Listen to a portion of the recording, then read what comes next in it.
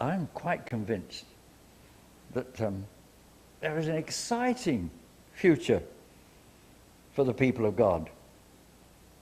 It'll all look very different, I suspect. And some of the things from the past will be left in fond memories in the past. And other things from the past, because they were rich and encouraging, will carry us on into the future.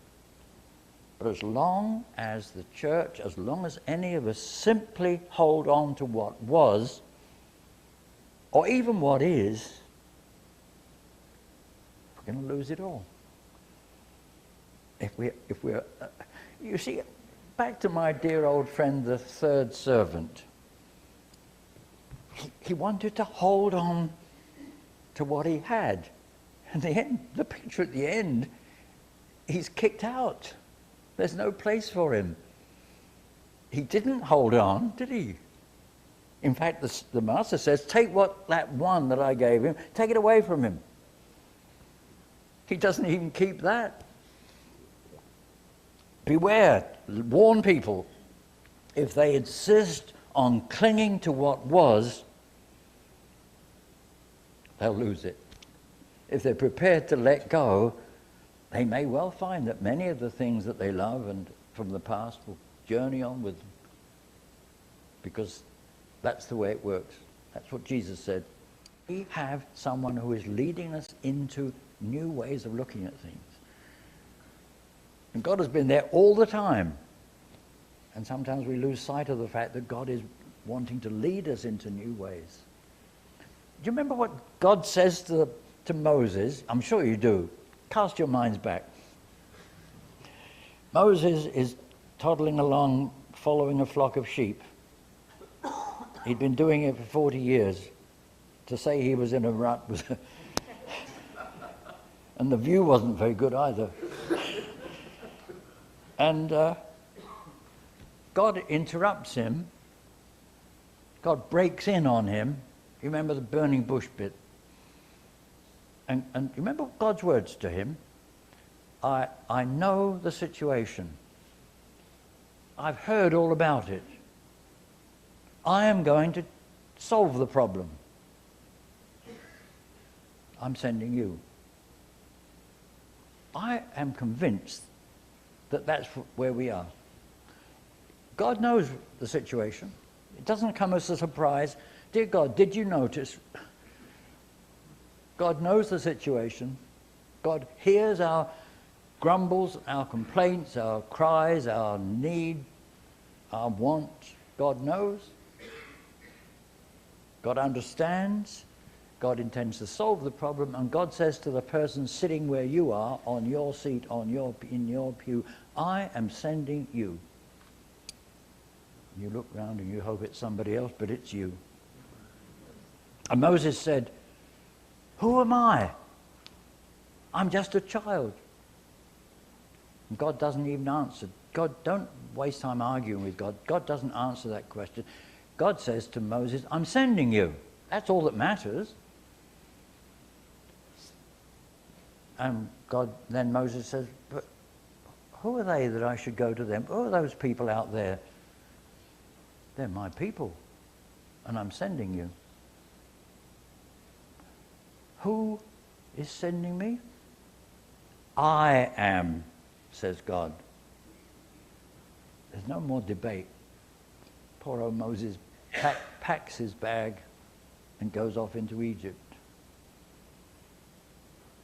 I really believe that it's that kind of time in the life of the church where we've got to start being who we are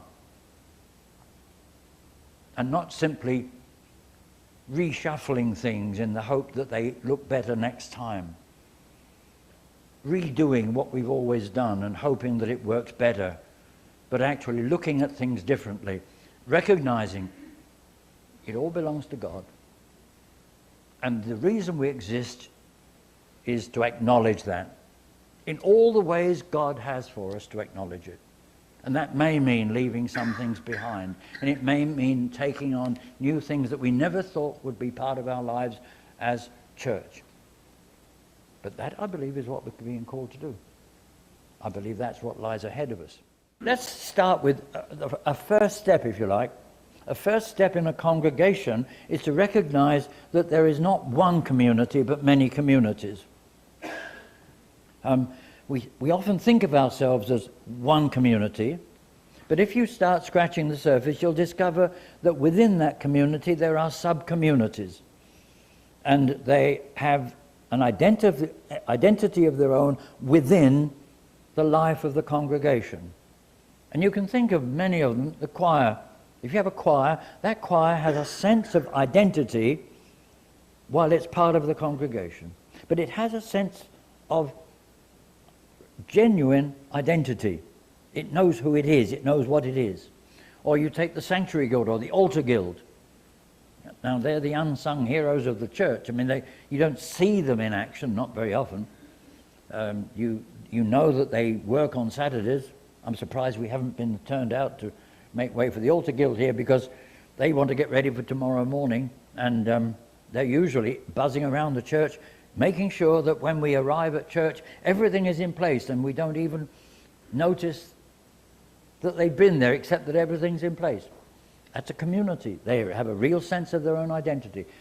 And then you can think about the people who engage with the Christian education teachers or Sunday school teachers or whatever you call them, who have a real sense of identity, and they know who they are, and they are a little community, a sub-community within the life of the church. Or the ACW. Now, our ACW in the West is growing, well, they're growing old to start with, but they're getting less and less. There are fewer ACW groups. There are just one or two Mothers Union groups. But if they're in your congregation, they know themselves to have an identity. And while they may well support all kinds of things in the whole life of the church, they do know who they are as members of that particular sub-community. And you can go on. A men's group, whatever, I don't know who else to think of, but many, many little subgroups. Now, I believe that's where we start, and encourage that subgroup with a sense of identity of its own to ask what I believe to be an essential question at this point. Hopefully, the congregation has been wrestling with this business of what has God entrusted to us, and what are we doing about it, and in what way does God benefit? But to ask these small groups, and I'll suggest a way of doing that, but to ask the questions of the small groups as a sub-community of this congregation, this whole congregation, what do you really think that God might be calling us to do over the next 1, 2, 3 years? Not what do you think we'd like to do, or even what do you think we ought to do, or what did we do last year? But put it on a different level that says, what do you think God might be wanting us to do? What do you think God might be calling us to do? Remembering it all belongs to God, and it's been entrusted to us. What do you think God wants us to do with it? And one by one, as we gathered the data, stuff that people were saying, I believe that this is what God wants us to do. Not this is what I believe God wants us, the Altar Guild, to do, but what I believe God is calling the whole faith community to do. That was a first step. It was starting to say to people, you are allowed to have visions. We had meetings and we spelled out how they were to be conducted, and we said, when people say, I think God is calling us to do this, there's no debate, there's no argument, no one's allowed to say that's a stupid idea. That's not the issue. This is what I believe. And no one's allowed to say we can't afford it. That's not the issue. Initially, it's saying, what do you think God wants us to do? We'll worry about other things later. We'll worry about if it's a stupid idea later. We'll worry if there's no money later. But right now, we're just dreaming. What is God calling us to do? We can catch a glimpse of things that we could do, but we seem to be held back. And that's what I want to have you reflect upon and think about. And I'm depending really on your taking that kind of question back into the congregation, rather than just feeling that you're catching on to that and it's something that you'll keep to yourself. There are ways. I don't think you can say, well, when we've solved all our structural problems and when we've solved all our financial problems, then we'll talk about stewardship. I think our lack of stewardship has produced the problems. It can happen. It won't just happen by itself. It won't happen with a pastoral letter from the bishop. People just don't suddenly change because of some kind of edict.